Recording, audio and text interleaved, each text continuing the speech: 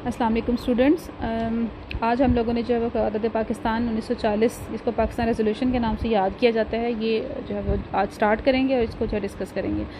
अब हम लोग पहले 1935 का एक्ट जो है वो कल जब उसको ख़त्म करके हटे हैं, तो 1935 के एक्ट के बाद जो है वो आपको कल भी मैंने बताया था कि कांग्रेसी वजारतें आई, इलेक्शंस हुए और उसमें भी जो है वो क्लियर कट जो सीन था वो सामने आ गया कि किस तरीके से जो है उसको एक्सेप्टेबल जो है वो किया जा सकता है। अब क़यादत पाकिस्तान 1940 जो है वो आई और इसके पीछे बहुत बड़ा बैकग्राउंड था जो आप लोग अभी तक जो हम जितनी भी चीज़ें डिस्कस की हैं वो सारे इसके बैकग्राउंड का हिस्सा थी।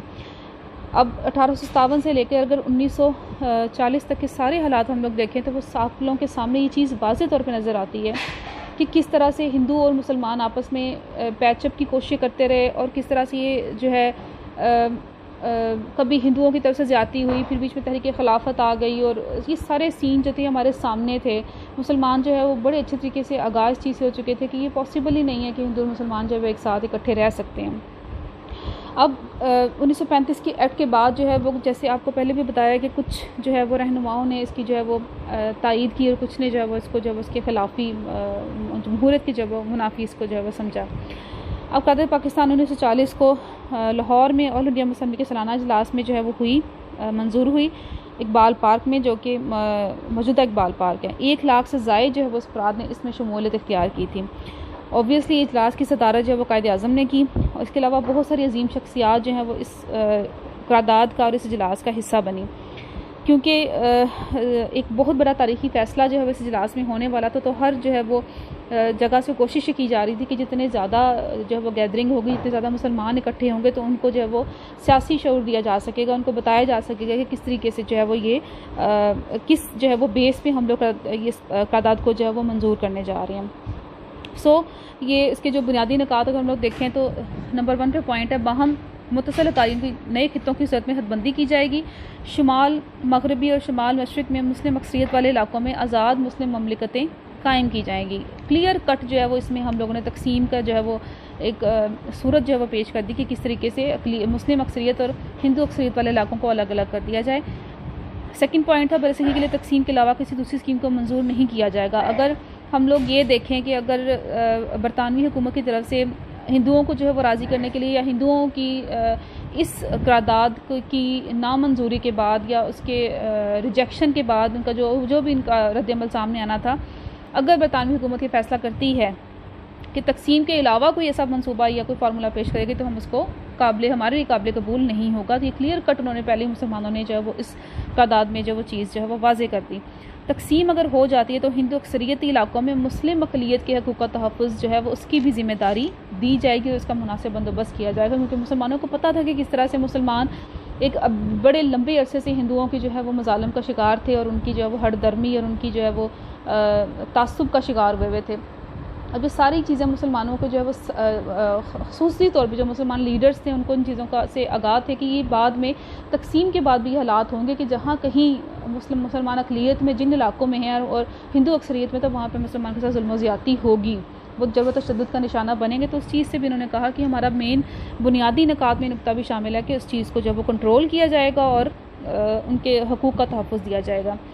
उसके बाद कायदे-ए-आज़म की तकरीर आ जाती है जिसमें उन्होंने कुछ मेन चीज़ों पे जो है वो बरतानवी हुकूमत की तवज्जो दिलाई थी, ताकि वो सोचने पे मजबूर हो जाएं कि अगर पाकिस्तान या मुसलमानों की तरफ से कोई भी मुतालबा ऐसा हो रहा है कि वो अलग जो है वो इस चीज़ को करना चाह रहे हैं अपनी कौम को, या नए जो है वो एक अलग मुल्क की जो वो डिमांड करें, तो किस बेस पे कर रहे हैं। नंबर 1 पे पॉइंट था कि मुसलमान एक अलहदा कौम है क्योंकि इनके रस्म व रिवाज, रिवायात, तहजीब, सकाफ़त और सबसे बड़ा उनका मज़हब जो है वो जुदा है। किसी भी सूरत जो है वो हम लोग किसी एक चीज़ पे, किसी एक पॉइंट पे इकट्ठे हो के ये सोच ही नहीं सकते कि हम किसी एक जगह पे जो है वो इकट्ठे रह सकते हैं, या हिंदुओं के साथ जो हमारी जो है वो एग्रीमेंट हो सकता है, या हम लोग मिलके बड़ी खुशहाल ज़िंदगी बसर कर सकते हैं। तो ये पॉसिबल ही नहीं, क्योंकि हमारी हर चीज़ ही उनसे डिफरेंट है। सेकंड पॉइंट कायदे-ए-आज़म ने बताया कि अगर बरसगीर मुतहद्दा सूरत में आज़ाद होता है तो मुसलमानों के हकूक़ की हिफाजत हरगिज़ नहीं हो सकेगी। ये पॉसिबल ही नहीं था कि आपको राइट्स मुसलमानों को जो है वो मिल सकें। मुसलमान अलहदा ममलिकत का मुतालबा कर रहे हैं तो ये गैर तारीखी नहीं समझा जा सकता। बरतानिया से आयरलैंड भी जुदा हुआ, ठीक है। उन्होंने मिसालें कुछ जो है वो कोट करके जो बरतानवी हुकूमत तक पहुँचाने की कोशिश की कि बरतानिया से ही आयरलैंड जुदा हुआ था। स्पेन और पुर्तगाल अलहदा ममलिकतें भी बनी और चेकोस्लोवाकिया का भी वजूद भी तकसीम की ही सूरत में जो है वो सामने आया। तो अगर हम लोग तकसीम का मुतालबा कर रहे हैं, हिंदू और मुसलमान अलग अलग होने की जो है वो मुतालबा कर रहे हैं, तो ये कोई गैर तारीखी जो है उसको मत समझा जाए। ये पहले भी जो है वो दुनिया के ऊपर होता आ रहा है, कोई नई चीज़ नहीं होनी है, ठीक है। बरसगीर का सियासी जो मसला है सियासी मसला कौमी या फ़िरका वाराना नहीं है, ये बैनुल-अक़वामी मसला है और इसी तनाज़ुर में इसे हल करना भी बहुत ज़रूरी है कि ये सिर्फ़ एक कौम का मसला नहीं रह गया, अब ये बैनुल-अक़वामी एक इशू बन चुका है। तो इस इशू को जल्द अज़ जल्द जो है सॉल्व किया जाए।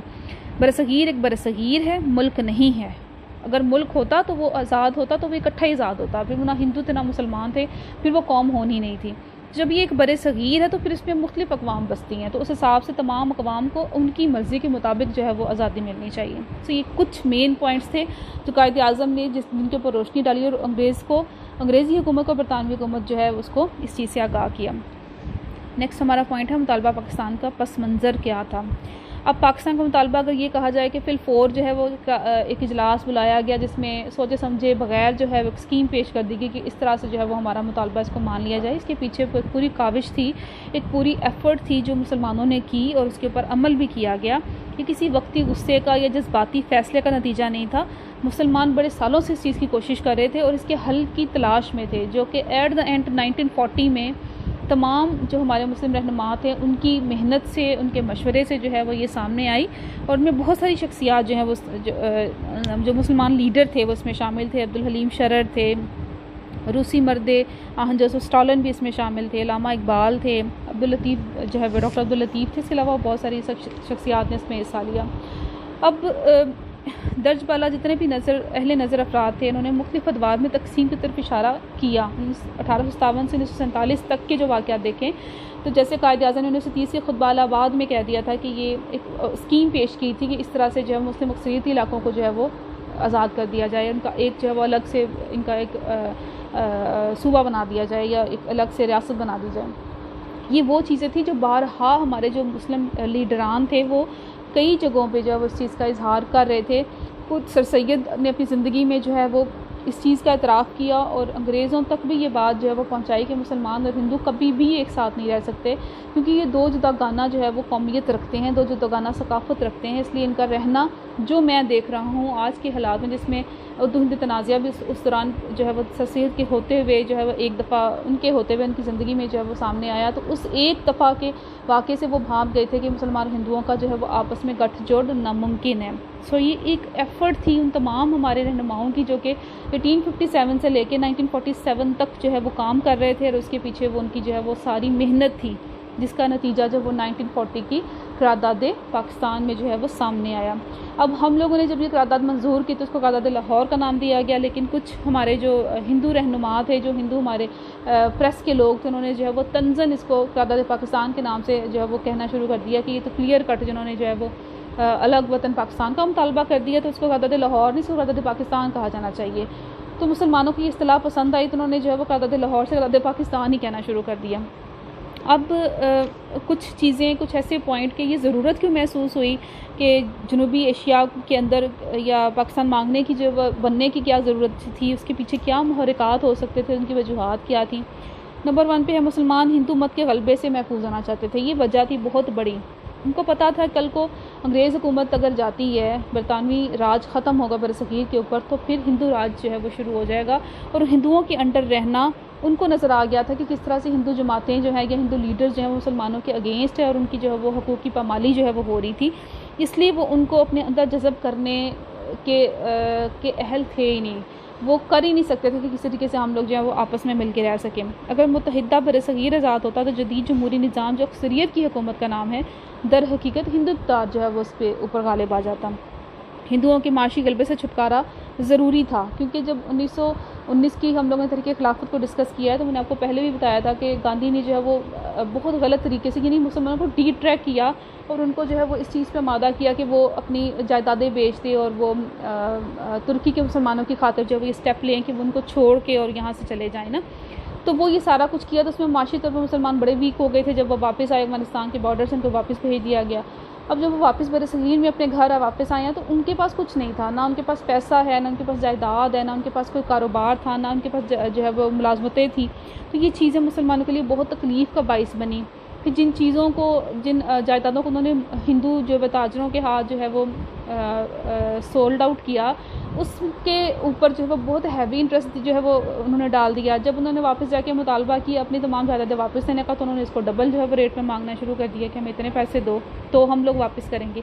ये वो सारी चीज़ें थी जो माशी तौर पे मुसलमानों के सामने क्लियर कट नज़र आ गई थी कि ये हिंदुओं के साथ जो है वो पॉसिबल ही नहीं है कि हम लोग माशी तौर पर किसी भी तरीके से जो है वो स्टेबल रह सकते हैं। हम तो उनके ग़ुलाम बन के जो ज़िंदगी गुजारेंगे, जैसे फिर वो चाहेंगे हम लोग वैसे जो है वो हमें करना पड़ेगा। क्योंकि तादाद में भी हिंदू जो है वो ज़्यादा थे, वो पढ़े लिखे अफराद भी उनमें ज़्यादा थे, मतलब हर लिहाज से जो वो हिंदुओं की उस वक्त जो है वो पावर मुसलमानों से ज़्यादा थी, अगर जो है वो हम लोग कोई रियल फिगर्स देखें तो ये चीज़ें मुसलमानों के सामने आ रही थी कि कल को अक्सरियत की हुकूमत बनेगी तो वो हिंदुओं की हुकूमत होगी, क्योंकि मुसलमान तो ओवरऑल अक़लियत में आ रहे थे। फिर मुसलमानों को माशरे में कमतर दर्जा दिया जाता था। ज़ात पात रंग नस्ल छूत छात का जो सिस्टम था वो हिंदू माशरे का एक जो है वह खासा था। ज़ाहिर सी बात है, जो अपने मज़हब के अंदर हिंदू या अपने माशरे के अंदर ज़ात पात के सिस्टम को जो है वो लागू करते हैं, उसके ऊपर अमल करते हैं, तो क्या वो मुसलमानों के साथ वो सलूक रवा ना रखते? ये पॉसिबल ही नहीं था। तो इस चीज़ से भी मुसलमान घबराए हुए थे कि इस सिस्टम के अकॉर्डिंग रहना उन लोगों के लिए जो है वो बहुत मुश्किल हो जाएगा। हमारी ज़ुबान, हमारी तहज़ीब, हमारी सकाफ़त जो है मुसलमानों से अलग है। यानी ये वो रीज़न्स थी जो कायद आज़म ने अपने चंद एक नकात में अपनी तकरीर के अंदर, ठीक है, इसी कायदे पाकिस्तान की तकरीर के अंदर ये वाज़े कर दिया था कि इन पॉइंट्स के अकॉर्डिंग अगर देखा जाए तो हम लोग इकट्ठे नहीं रह सकते। और यही वो मेन रीज़न्स थे जो कि कायदे पाकिस्तान के आने का जो है वो सबब बने। अब रद्द अमल क्या था? ये तमाम काविश का, इस तमाम एफ़र्ट का ऑब्वियसली मुसलमानों की तरफ से तो ये सब पॉजिटिव ही था, क्योंकि ये एक डेडलाइन थी मुसलमानों की तरफ से कि अब हम लोग तकसीम के अलावा किसी चीज़ के ऊपर जो वो राज़ी नहीं हो सकते, चाहे जो मर्ज़ी हो जाए, ठीक है। अब रद्द अमल गांधी का आया तो उसने कहा कि हिंदुस्तान हमारी माता है और हम अपनी माता के टुकड़े नहीं होने देंगे, ठीक है। गोपालाचार्य ने कहा कि मुतालबा ऐसा है कि एक गाय की मलकियत का तनाज़ा दो भाइयों के दरमियान हो और वो गाय के दो टुकड़े करके आपस में बांट लें, यानी बरसगीर ख़त्म हो जाएगा, मुल्क ख़त्म हो जाएगा और हर चीज़ का वजूद ख़त्म हो जाएगा। मास्टर तारा सिंह ने कहा कि अगर मुस्लिम लीग पाकिस्तान कायम करना चाहती है तो मुसलमानों को सिखों के खून का एक समुंदर अबूर करना होगा। यानी सिख भी इस वक्त हमारे खिलाफ हो गए कि हम तकसीम या डिवीजन नहीं चाहते हैं, हम मुत्तहिद होकर रहना चाहते हैं, लेकिन बरतानवी हुकूमत से आज़ादी चाहते हैं। तो यहाँ पे जहाँ पे हिंदू हमारी जो है वो अगेंस्ट है, वहाँ पे मुसलमानों के साथ साथ जो है वो सिख जो है वो उनकी भी बहुत बड़ी यलगार जो है सामने आ गई। अब्दुल कलाम आज़ाद का जो है वो मैं पाकिस्तान के तसव्वुर का मुखालिफ हूँ कि मेरी नज़र में खुदा की ज़मीन को पाक और नापाक खितों में बांटने का किसी इंसान को हक़ हासिल नहीं। यानी वो मुस्लिम रहनुमा जो कि कुछ लीडर्स ऐसे थे जो कि कांग्रेस का हिस्सा थे, और उन्होंने जो इस चीज़ की भी मुखालफत की कि ये हम लोग जो है वो ख़ुद इस चीज़ के जो है वो हक़ में नहीं है कि मुस्लिम लीग ने ये मुतालबा किया है। यानी मुसलमान लीडर ख़ुद जो है वो कायदे पाकिस्तान के जो वो अगेंस्ट थे। पंडित नेहरू ने कहा कि ये सारी स्कीम जो है वो अहमकाना है, इसका तसव्वुर 24 घंटे से ज़्यादा अरसे तक कायम नहीं रह सकता, यानी इसका वजूद 24 घंटे के अंदर ख़त्म हो जाएगा इस स्कीम का, इसके ऊपर किसी ने अमल नहीं करना, हम लोग इसको एक्सेप्ट नहीं कर रहे, हिंदू एक्सेप्ट नहीं कर रहे, सिख नहीं कर रहे, तो फिर बरतानवी हुकूमत कैसे एक्सेप्ट कर सकती है। सो ये वो बहुत सारी चीज़ें थी, और साथ साथ अब इसके साथ जो वो हिंदू प्रेस ने बहुत अहम किरदार अदा किया हिंदुओं के लिए कि वो इस चीज़ के अगेंस्ट बोलता रहा कि ये स्कीम जो है वो बड़ी नाजेबा जो है अल्फाज में मबनी है और ऐसा पॉसिबल नहीं है और दिस एंड दैट। ये सारा रिएक्शन था जो कायदे पाकिस्तान के आने के बाद हिंदुओं की तरफ से जो है वो मुसलमानों के सामने पेश आया। अब लेकिन ऑब्वियसली ये एक बहुत लंबे अरसे की, एक सदी की कोशिश थी सारी जो है वो इस करारदाद के पीछे, तो उसको किस तरीके से हम लोग सोच सकते थे कि इसके ऊपर अमल नहीं होगा, तो ये पॉसिबल ही नहीं था। एट द एंड 1947 अगस्त में जाके जो है वो पाकिस्तान और हिंदुस्तान दो अलग अलग ममलिकतें जो है वो उनका वजूद सामने आया और उनको आज़ाद कर दिया गया, उनको तकसीम करके आज़ाद कर दिया गया। तो ये थी हमारी कायदे पाकिस्तान। और नेक्स्ट हमारा पॉइंट है 3 जून 1947 का मनसूबा, जो इंशाल्लाह हम लोग कल इस पर डिस्कस करेंगे। Thank you so much. फ़ी अमान अल्लाह। अल्लाह हाफ़िज़।